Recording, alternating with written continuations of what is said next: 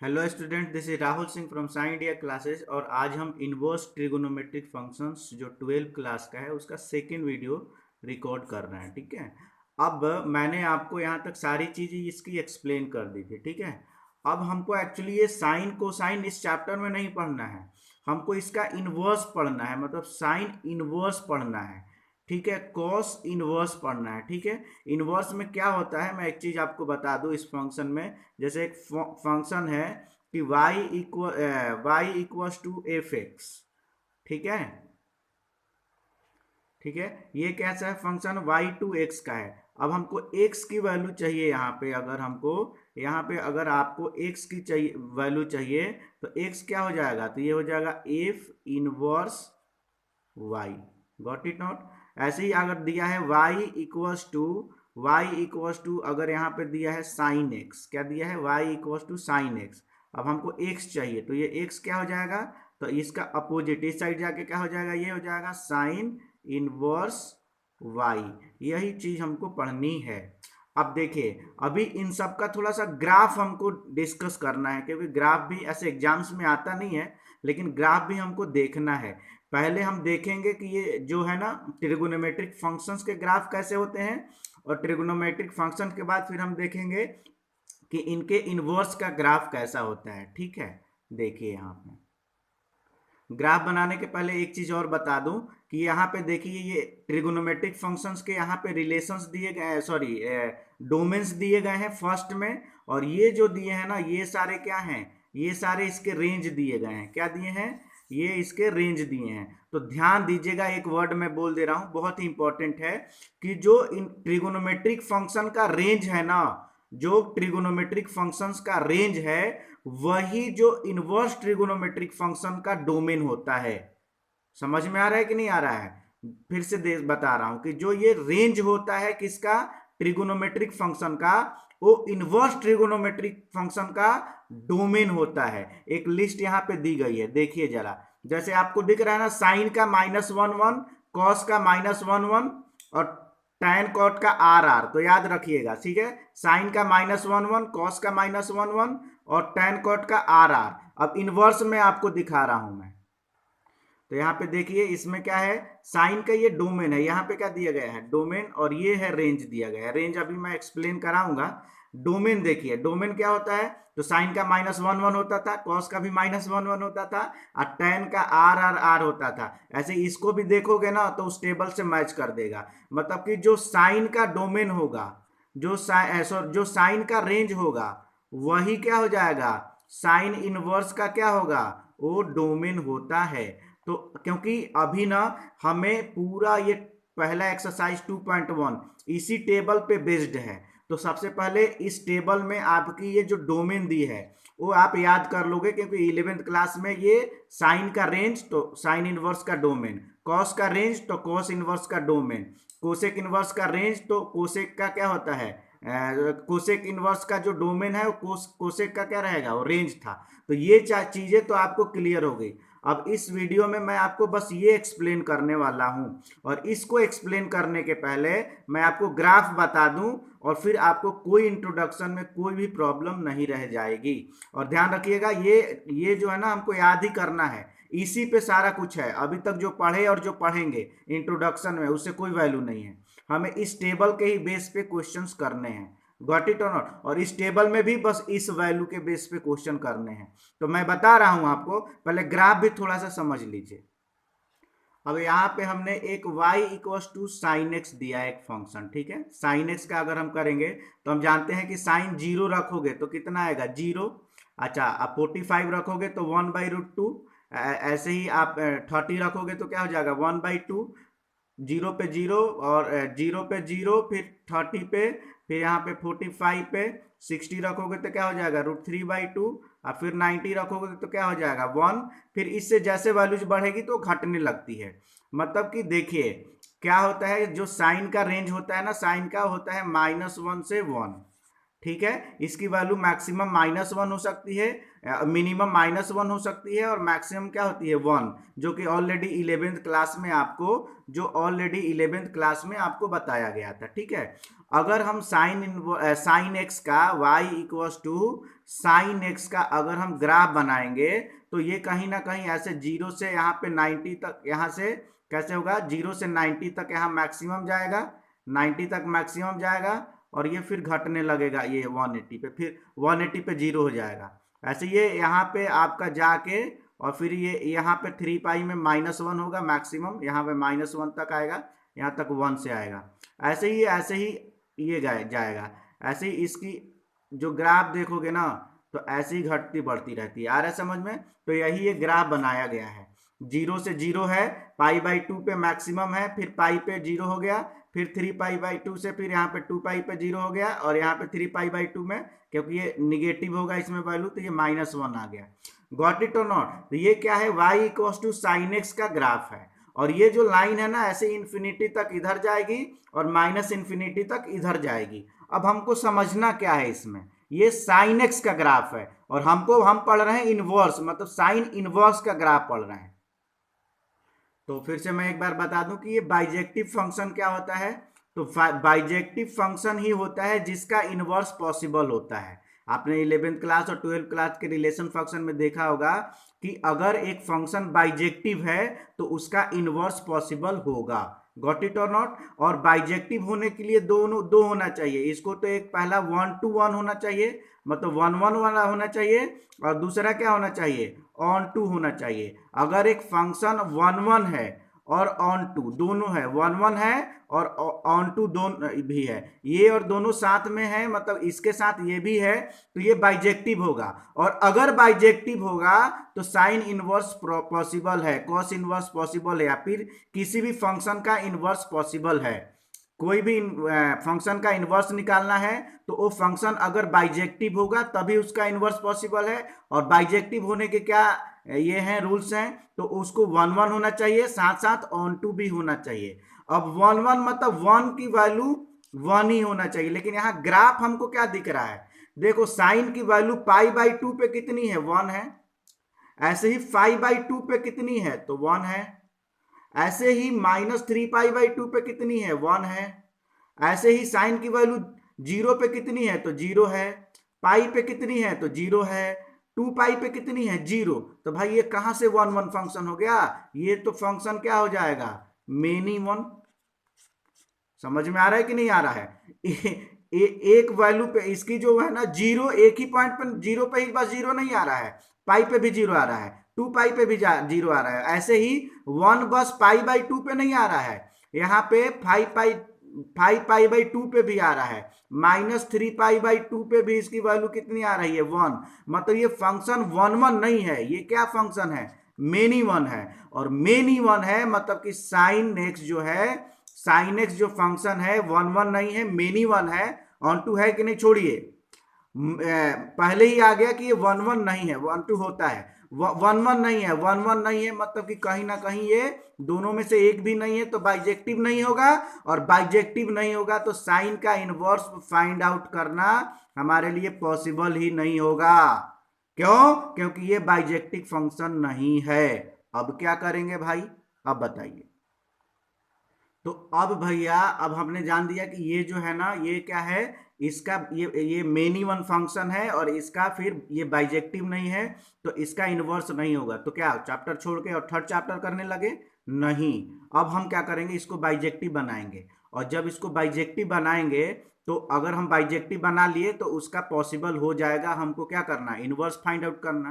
तो बोलो सर कैसे इसकी बाइजेक्टिव करेंगे? तो देखो यहाँ पे रेंज बहुत इसका बड़ा है, रेंज जहाँ से -∞ से इन्फिनिटी प्लस इन्फिनिटी तक जा रहा है, इसलिए हमको एक ही बहुत सारे पॉइंट्स पे वैल्यूज एक ही आ रही है। हम क्या करते हैं, इसके रेंज को ना लिमिटेड कर देते हैं और ऐसा कर देते हैं जैसे यहाँ पे -π/2 से π/2 का रेंज ले लेते हैं। कहाँ से?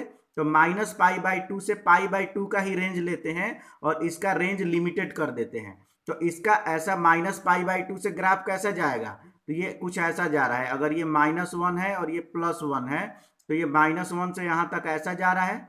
आ रहा है समझ में कि नहीं आ रहा है? और फिर यहाँ से ये ग्राफ ऐसे जा रहा है, ठीक है। और ये हमारी ग्राफ हो गई किसकी, तो ये हो गया y = sin x की। जब इसके हम क्या, इसके रेंज को हमने लिमिटेड कर दिया -π/2 से π/2 2। तो ध्यान रखिएगा, एक देखिए यहाँ पे, तो ये हमारा टेबल है, आपके एनसीईआरटी बुक का ही है। एनसीईआरटी बुक का कौन सा पेज है देख लीजिएगा, ये पेज नंबर 40 में ये टेबल दिया है। इसलिए साइन इनवर्स एक्स में रेंज को क्या कर दिया, -π/2 से π/2। क्यों क्यों किया यहाँ पे रेंज को, इसका रेंज तो -∞ से +∞ तक जाता है, लेकिन यहाँ पे ये रेंज को क्लोज ब्रैकेट में ले के -π/2 से π/2 क्यों लिया, क्योंकि जब हम कर लेंगे तो ये बाइजेक्टिव हो जाएगा, 1 1 फंक्शन हो जाएगा। अब कैसे होगा 1 1 अभी बता रहा हूं, और 1 1 हो जाएगा, इसलिए इसकी इनवर्स पॉसिबल है। तो सारे इनवर्स वाले में यहाँ पे जो देखोगे ना, यहाँ पे पूरा एक्सप्लेन करूंगा, तो ये सारे क्या हैं, तो ये इसके रेंज को ना लिमिटेड किया गया है, इस रेंज को। तो साइन इनवर्स, साइन वाला समझ में आया ना, और साइन वाला समझ में आया तो देखिए एक बार थोड़ा। अब देखिए साइन की कोई भी वैल्यू लोगे ना, -π/2 से π/2 के बीच में कोई भी वैल्यू लोगे ना, तो उसका अलग अलग वैल्यू आएगा। जैसे -π/2 पे माइनस आएगा, फिर इधर से लेते जाओ तो हर की वैल्यू सबकी अलग अलग आ रही है। इसके लिए ये आएगा, इसके लिए ये आएगा, इसके लिए ये आएगा, ऐसे ही इस वैल्यू के लिए ये आएगा, ऐसे ही इस वैल्यू के लिए ये आएगा। ऐसे जो जो आप रखोगे ना तो सबकी वैल्यू अलग अलग आएगी। तो हम साइन को -π/2 से लेके और π/2 के बीच में इसके रेंज को लिमिटेड कर देते हैं। तो इससे क्या हो जाता है, ये जो फंक्शन होता है बाइजेक्टिव हो जाता है। अब एक क्वेश्चन यहाँ पे और आएगा कि क्या आता है कि सर आप जो है ना, आप मुझे ये बता दीजिए कि how to draw the graph of sine inverse x. आपने साइन एक्स का तो ग्राफ हमें बता दिया कि कैसे बनेगा, थोड़ा साइन इनवर्स का भी ग्राफ बता दो तो मजा आ जाए। तो देखिए इनवर्स का ग्राफ बनाना मैं आपको सिखा दे रहा हूं, ठीक है। कुछ नहीं होता है, सबसे पहले आपको क्या करना है, एक्स एक्सिस को वाई एक्सिस में बदल देना है, और वाई एक्सिस को क्या बना देना है, एक्स में। क्या करना है, एक्स एक्सिस को वाई एक्सिस लिखना है, और वाई एक्सिस को क्या लिखना है, एक्स एक्सिस, और फिर आपको एक्स इक्वल्स टू वाई का ग्राफ बना लेना है। और इतना काम कर लोगे तो हो जाएगा। तो हम यहाँ पे क्या करते हैं, हम यहाँ पे क्या करते हैं कि देखो हमारा पहला ग्राफ क्या था, यही था ना, ये था, यहाँ पे था क्या, ये 1 था, और ये था -1, ये वैल्यू थी -π/2, और ये वाली वैल्यू थी π/2।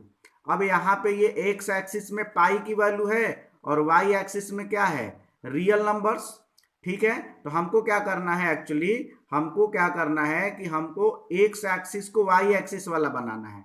तो यहाँ पे फिर से आप लिख लीजिए, यहाँ पे लिख लीजिए, यहाँ पे लिख लीजिए एक्स, एक्स को एक्स ही लिखिए, यहाँ पे एक्स डैश, और यहाँ पे वाई और वाई डैश। लेकिन चेंजिंग क्या होगी, यहाँ पे एक्स पे क्या है, पाई, पाई है ना, तो पाई नहीं रखेंगे, यहाँ पे एक्स पे क्या लिखेंगे, 1 0 और -1।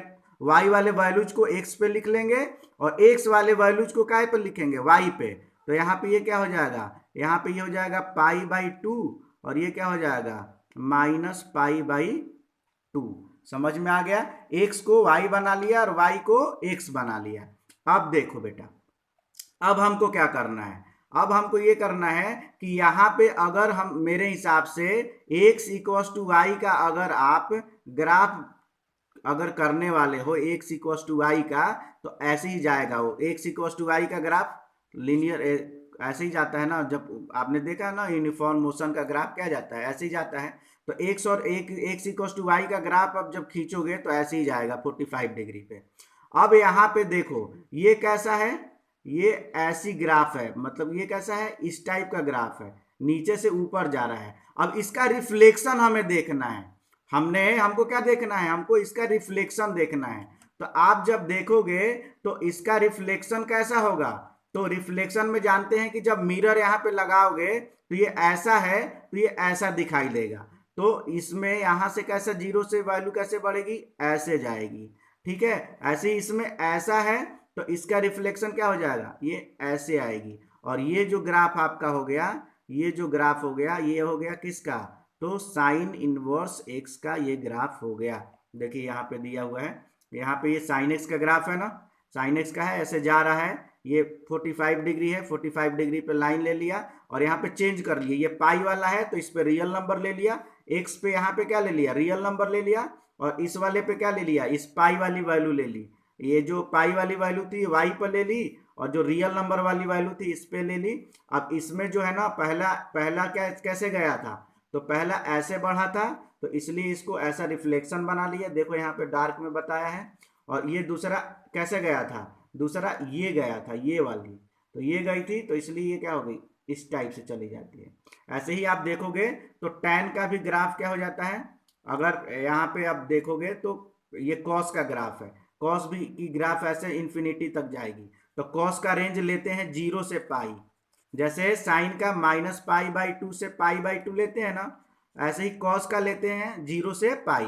और जब फिर इसमें हम क्या करेंगे, x वाले को x पे पाई वाले हैं ना, तो x पे अभी यहाँ पे रियल नंबर वाले 1 - 1 ले लिया, ठीक है। और यहाँ पे फिर क्या है, यहाँ पे फिर हमको y पे क्या है, y पे 1 - 1 है, तो यहाँ पे x पे 1 - 1 लेंगे, और यहाँ पे x पे पाई वाली वैल्यूज हैं, तो यहाँ पे y पे पाई वाली वैल्यूज को ले लिया, ठीक है। अब यहाँ पे मैंने रेंज बताया कहाँ से लेते हैं, 0 से पाई, इसकी रेंज कहाँ से लेते हैं, 0 से लेके पाई। अब जी इसकी रिफ्लेक्शन देखोगे तो ऐसे ही जाएगा ना, x = y का ग्राफ। और इसको आप देखते हैं तो देखो ये क्या है, ऐसे घट रहा है, ये यहाँ पे क्या हो रहा है, मतलब कि y से x पे जा रहा है, तो यहाँ पे ये इधर क्या हो जाएगा, x पे y पे ऐसे जाएगा, ठीक है। ऐसे ही ये यहाँ से ये जाती है, तो ये x y = x का ग्राफ है। ऐसे ही tan x का ग्राफ भी आप देखोगे तो देखो यहाँ पे tan में देखो ये वाला ऐसे है, तो ये इसका रिफ्लेक्शन क्या हो जाता है, ऐसे हो जाता है, ये वाला ऐसे है तो इसका रिफ्लेक्शन ऐसे हो जाता है। ये पूरी जब चेंजिंग करोगे तो ये ऐसे रोटेट हो गया है, और इसी चीज को जब रोटेट कर दोगे ना, ऐसे रोटेट रिफ्लेक्शन, तो देखो ये दोनों दिखेंगे, ये 1 है, ये 2 है, और अगर 3 है, तो देखो ये 1 यहाँ दिखने लगा, ये 1 यहाँ आ गया रोटेट करने पे, ये 2 यहाँ आ गया, और 3 यहाँ आ गया। ऐसी इसकी ग्राफ होती है। खैर ग्राफ इसकी आती नहीं है, ठीक है, आपके क्वेश्चन में ग्राफ नहीं आएगा, ठीक है। क्या आएगा, तो ये टेबल अब हमको एक्सप्लेन आपको अच्छे से समझा दूं। तो टेबल में साइन इनवर्स की वैल्यूज कहां से कहां तक रहती है, तो -π/2 से लेके कहां तक रहेगी, -π/2 से लेके π/2 इसकी रेंज रहती है। आपको याद रखना है, मैं एक ट्रिक बता देता हूं, ठीक है, ट्रिक आपको बता दूं, ठीक है।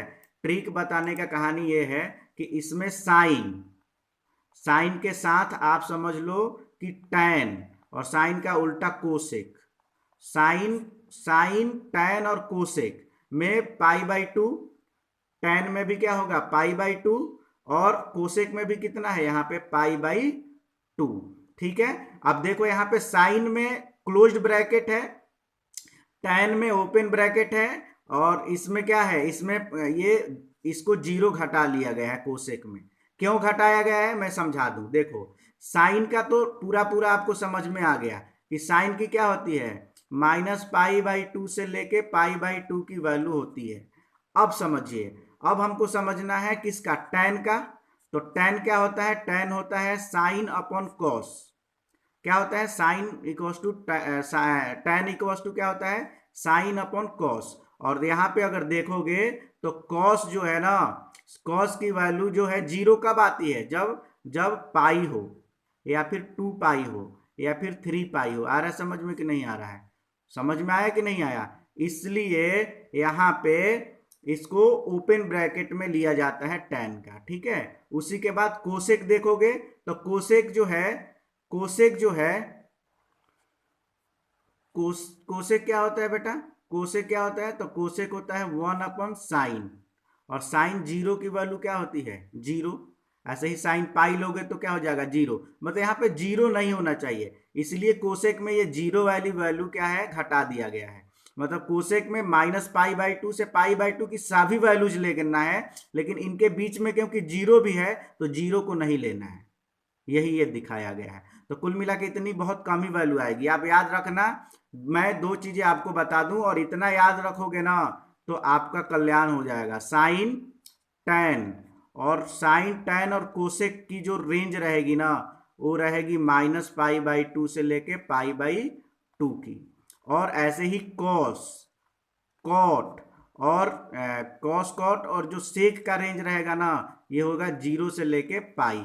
कुछ कंडीशन आते हैं, जैसे यहाँ पे 0 के पाई में ये ब्रैकेट हो गया और इसमें ये ब्रैकेट हो गया।